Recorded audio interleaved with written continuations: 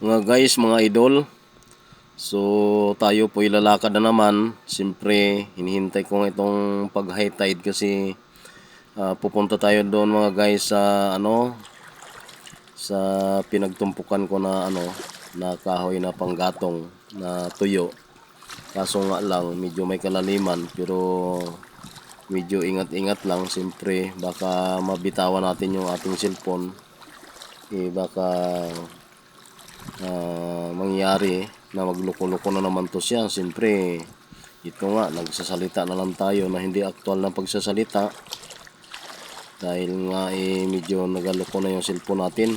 Kaya lumalakad tayo mga guys, palabas sa labasan doon sa harap ng kadagatan.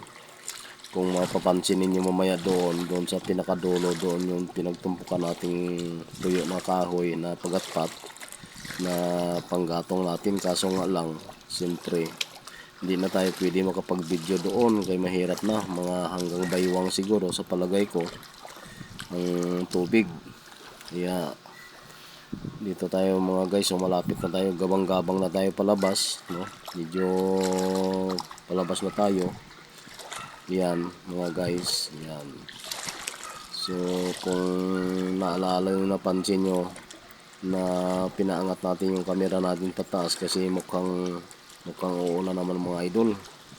Kaya tuloy tayo ngayon sa labas. Ayan, dito tayo.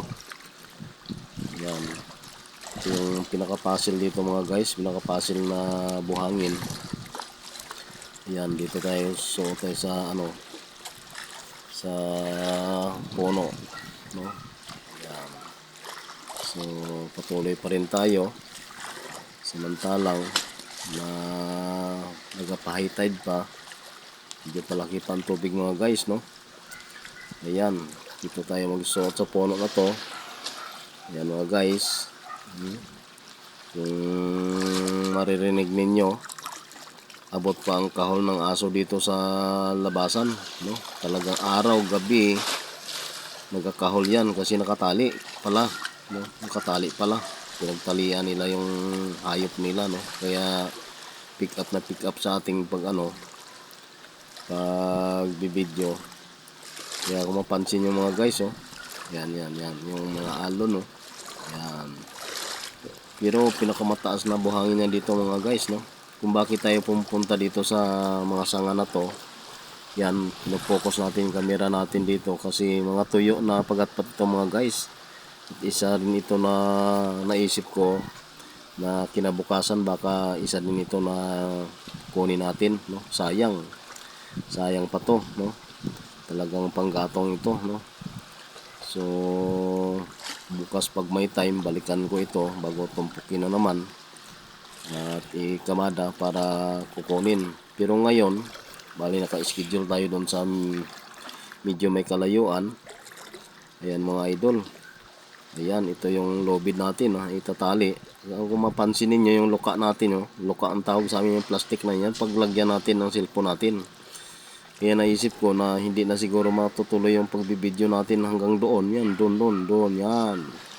Medyo may kalayuan, baka hanggang baywang. Naisip ko na iiwan ko na lang ang cellphone ko dito, ibitin na lang sa misanga.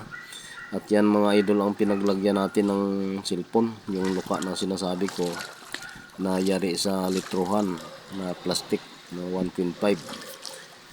Diyan natin nilalagay ang cellphone natin at iiwan lang at pupunta tayo doon. Siyempre alam din natin na walang mga tao dito o mga kabataan na maggala-gala dahilan na high tide, malalim ang tubig. Kaya hindi mo mapagkatiwalaan ang lugar na yun dito. Kung medyo kate, yan, doon sa dulo na yun mga guys, doon pa tayo pupunta. At dito na rin siguro, hanggang dito na lang siguro ang ating pagbibideo kasi pupunta na tayo doon at iiwan ko na ang cellphone ko dito.